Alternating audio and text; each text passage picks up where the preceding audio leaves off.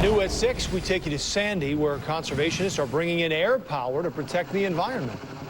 How this Chinook helicopter is working to restore salmon and steelhead populations along the Sandy River.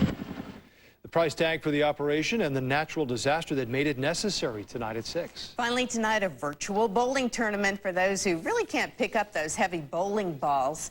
HealthNet put on the tournament for seniors at the Sherwood Family YMCA in Tigard.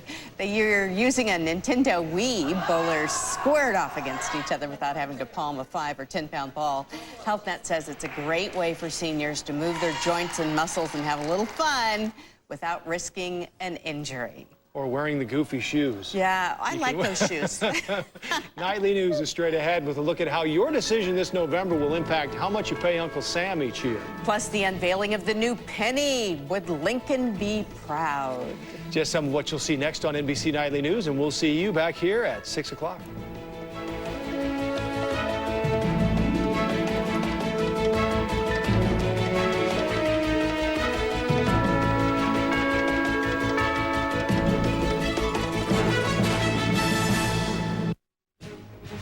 On our broadcast tonight, hard sell. What are we about to pay and how much is it going to cost? Tonight, how both sides are going to battle stations over this plan to bail out the financial industry.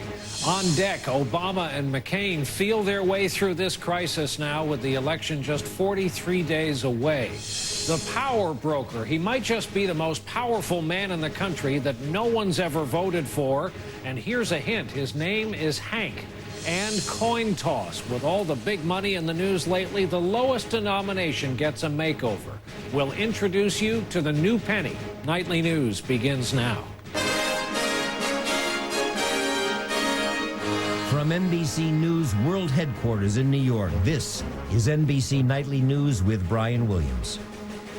Good evening. The American people are about to pay good money, and lots of it, for the largest bailout of private industry in the nation's history. They are about to give sweeping powers to a Secretary of the Treasury they've never voted for, and they've been told it's an effort to hold off an economic collapse. We've been told our financial system may be changing forever. The mortgage business certainly has. So naturally, today there are a lot of questions from members of Congress, Democrats and Republicans, who'd like to know what we're paying for, and from the people who are putting up the money, the American taxpayers. All the while, we're watching the markets. Stocks took a dive today. Oil went up by a single-day record, and the experts are telling us it's not close to being over. We'll begin our reporting here tonight with NBC's Tom Costello. As Wall Street rang up a 372-point loss today and oil shot up $16, Republicans and Democrats were coming to terms with the enormity of the financial bailout the administration wants fast-tracked. Today, we are asked to approve the greatest power grab any executive has ever asked for. These bailouts are an assault on the American capitalism. Behind the scenes, fast-paced, intense negotiations between the White House and Congress. We don't have a lot of time. We recognize that. The administration wants approval this week to take on $700 billion in bad mortgages over the next 2 years. Treasury Secretary Paulson on Meet the Press. The financial institutions are clogged with illiquid loans. So what we need to do is quickly buy those loans. But members of Congress want changes to help Main Street as well as Wall Street, including a provision that the government gets a stake in the financial companies unloading their bad debt. That bad credit card and student loan debt also gets included. And that judges be allowed to rewrite bankrupt mortgages and lower ballooning monthly payments that are forcing many Americans from their homes. We're talking about $700 billion to buy things up. We will then sell them, and we will clearly get back most of the money we're spending. If things work out well, we'll get back all of the money. Both Democrats and Republicans want something else, significant regulatory oversight. I see it as very important to pass this, but I don't see how we're going to pass it without real oversight, and I don't think we should. One potential sticking point, a push to limit the pay packages awarded to executives of companies that offload their bad debt to the government, something the White House has opposed. In a statement, President Bush urged Congress not to use this emergency legislation to pass unrelated provisions or to insist on provisions that would undermine the effectiveness of the plan. But even members of his own party have their own ideas. I think we want to make sure that executives aren't given golden parachutes, aren't given extraordinarily high salaries when the federal government's stepping in. Still unclear just who will determine the value of those bad mortgages and how much taxpayers should have to pay for them. With the clock ticking, Congress begins formal hearings tomorrow. Tom Costello, NBC News, Washington. And if you've been watching, you know Steve Leisman has been helping us to try to understand this crisis since it started. And Steve, I get the feeling we're watching this happen outside ourselves, kind of living in a slow-motion car accident. And yet we just heard Senator Dodd say we don't have a lot of time. I know Congress is trying to get out of town for a recess, but why don't we have a lot of time? Brian, from what officials tell me, Thursday was a very bad day where the financial system got really close to the abyss, and we almost fell in. There were people withdrawing their money from money markets withdrawing from the commercial paper market. From what I'm told, the financial market came very close to freezing up, and a lot of people in very high places were scared. And what I understand is that the Federal Reserve Chairman, who is, by the way, one of the leading experts on the Great Depression, said, he didn't say this, but was suggesting that we were close to bank lines in this country. And, all right, so when you say that, that's pretty dire. It's hard to believe in 2008. What's the alternative to this, then? Well, the alternative to this $700 billion bailout are those lines. And really, Congress has an interesting question here. They can go home and defend this package, or they can go home what could be amid a financial crisis where people have trouble getting consumer loans, trouble getting mortgages. There's no other way to sell this, at least from the people who want it, the Secretary of the Treasury's point of view, but to paint that dire picture where he really thinks we were. All right. It's sober stuff, but it's why we ask you to come explain it to us. Steve Leisman, thank you, as always. Which brings us to our profile here tonight of the most powerful man in the United States these days. Buried in this new financial bailout package, which could go to $1 trillion. Again, the cost of 2 Iraq wars are these words, quote, "Decisions by the Secretary of the Treasury pursuant to the authority of this act are non-reviewable and committed to agency discretion and may not be reviewed by any court of law or any administrative agency." Now, put into English, that paragraph gives sweeping power to a man no one has voted for, Henry "Hank" Paulson. Tonight, the story of the man some are calling the most powerful U.S. Secretary of the Treasury since Alexander Hamilton. We get the story from NBC's Pete Williams. Henry Paulson had to be talked into becoming Treasury Secretary 2 years ago, fearing he wouldn't have much influence. But now the man who signs U.S. currency is putting his stamp on the global economy. I am convinced that this bold approach will cost American families far less than the alternative. Raised on a farm in Illinois, he was a high school wrestler, Eagle Scout, and all Ivy League lineman at Dartmouth, where teammates called him the Hammer for his intensity. He worked as an aide to Richard Nixon, then quit, convinced Nixon was lying about Watergate. Paulson joined Wall Street giant Goldman Sachs in the mid-70s, becoming chairman and CEO 15 years later. When the collapse of Enron shook investor confidence, he rattled fellow CEOs by saying some companies had it coming. In my lifetime, American business has never been under such scrutiny. And to be blunt, much of it's deserved. Though Paulson made a bundle as CEO, he doesn't show it, wearing an inexpensive digital watch and a Rolex culture, giving away millions for conservation projects and serving as chairman of the Nature Conservancy. Paulson shuns the Washington party circuit. A devout Christian Scientist, he neither drinks nor smokes. Friends say he has little talent for small talk, but can be intense in a crisis. He'll call someone in the middle of the night. He'll call someone on Sunday morning. He'll call someone anytime when he's trying to figure out how to solve the problem. But some financial experts say Goldman Sachs was part of the problem and that its former CEO should not manage the solution. Others question whether Paulson's plan was too hastily put together. I'm not sure anything you can turn out in a weekend that's only 2 pages but spends $700 billion has passed all the normal vetting that draft legislation does. Paulson has been a collector of live snakes, an avid fly fisherman, and a bird watcher. But now he's spending his time watching an endangered species, the American economy. Pete Williams, NBC News, Washington. And just as everybody's trying to gauge the impact of this financial crisis and the bailout plan, so too are the presidential candidates, with 43 days to go now until Election Day. Both campaigns have been forced to walk a fine line as they seek to stay ahead of fast-moving developments while also looking presidential and reacting to all this without overreacting. Both Obama and McCain were at it again today. I'm greatly concerned about the plan that gives a single individual the unprecedented power to spend $1 trillion without any meaningful accountability. Never before in the history of our nation has so much power and money been concentrated in the hands of one person. We cannot give a blank check to Washington with no oversight and no accountability, when no oversight and accountability is exactly what got us into this mess in the first place.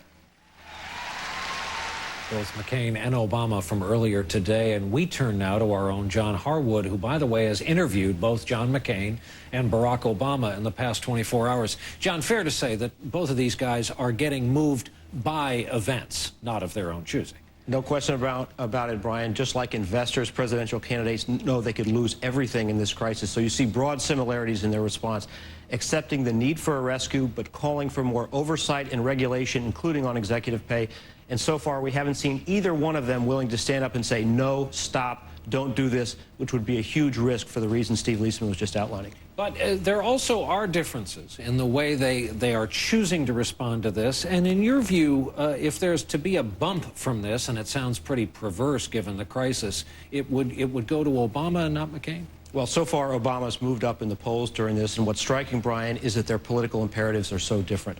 Barack Obama knows this crisis helps his argument that the policies of the unpopular Republican president haven't been working, but he also wants voters to feel safe about embracing change, so he's trying to strike a tone of calm and reassurance, even suggesting he might retain Hank Paulson, the Treasury Secretary, as crisis manager. John McCain knows the wind is in his face, so he's trying to shift the argument, fighting through it, trying to shift the argument to corruption and greed by individuals and raising doubts about Barack Obama personally.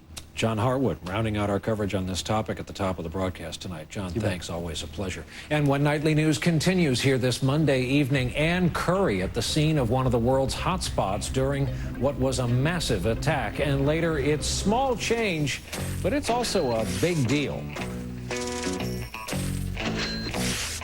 Meet Bob Kearns, inventor of the intermittent windshield wiper. It's such a simple idea. Where did you do your research? My basement.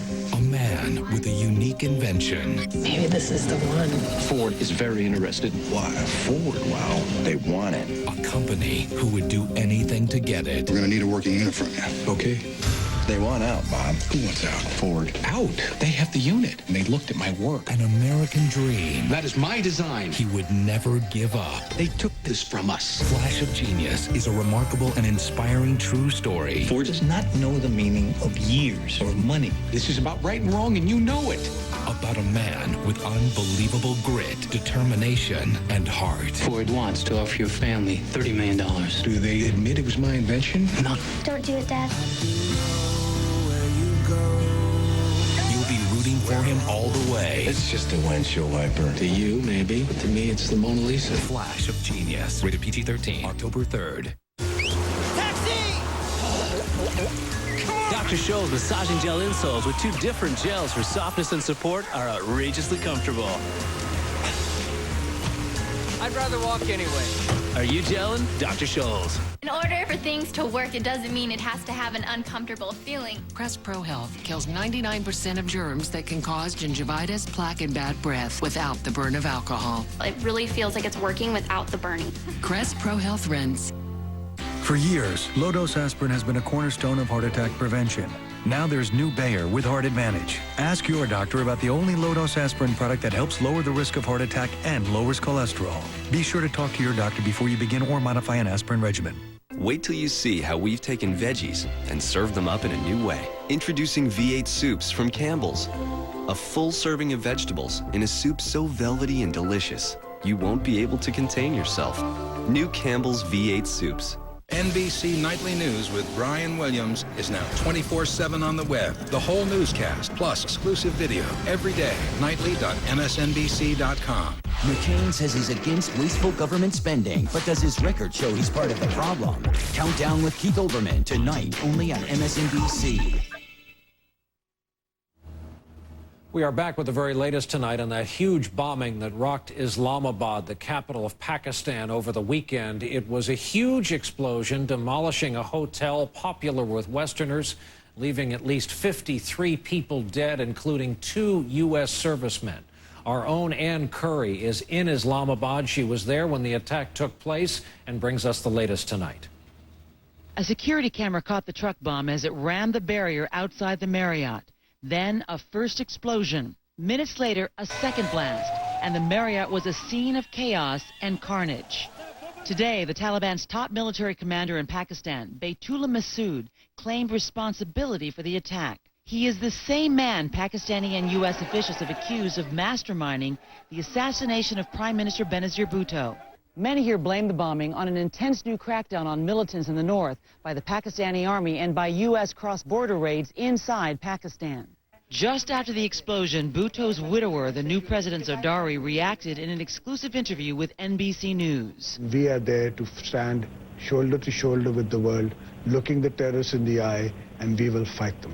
Is Pakistan capable and willing militarily to go after and get rid of Taliban and Al-Qaeda from its soil? Pakistan is willing, but is Pakistan capable on its own? No.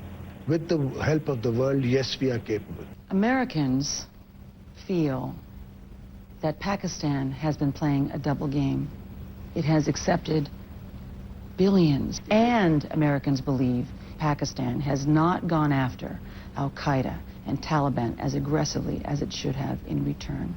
Why should America, why should the United States government trust that you will not be the same? It's just a question of, for me to have the political strength to go to the people and tell them it is our war. The United States is seeing too many American soldiers killed in Afghanistan by militants who are fleeing across the border into Pakistan for sanctuary. And so why prevent the United States from chasing these targets across the border and capturing them once and for all? Give us the intelligence and we will do the job. It's better done by our forces than yours, because if you do the incursion, then the constituency that I am trying to appease, they take it as a foreign war, and then they unite. On the latest front line in that war, the Marriott Hotel, a barricade against terrorists, is a memorial for their victims. Ann Curry, NBC News, Islamabad. The reporting of Ann Curry out of Islamabad tonight. We have an update this evening on the growing scandal in China over tainted dairy products. Some 53,000 children have now fallen ill across that country. It was reported today China's biggest producer of powdered milk had known for months that the product was contaminated. 4 children have died so far. Today, the head of China's Food Safety Agency resigned. When Nightly News continues here in just a moment, more on money, the economy, and politics, specifically where these candidates stand on taxes. Want to steal a cookie from our cookie jar? Hey! When it's a tasty cookie that's actually good for you, why not?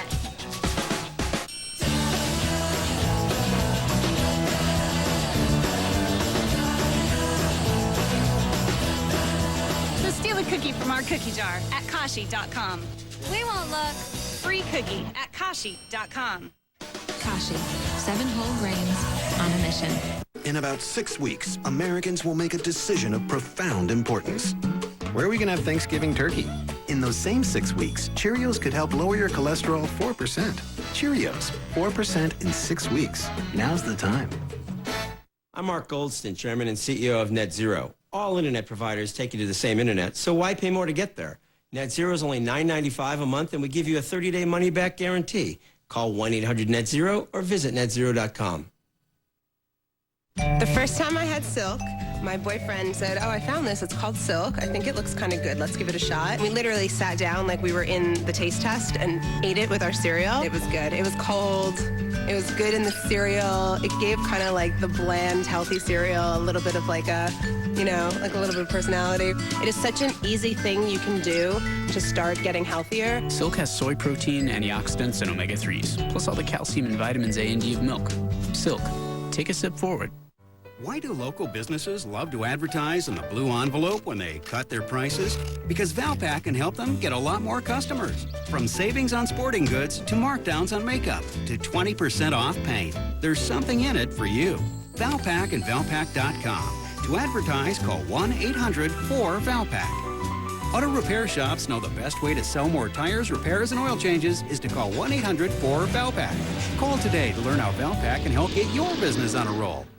We need more energy from all sources. Fortunately, there's enough untapped oil and natural gas here in America to power more than 60 million cars and heat 160 million households for 60 years. But unlike many countries, our Congress puts much of it off limits. A majority of Americans say that should change. Today's technology allows us to tap these resources and protect the environment.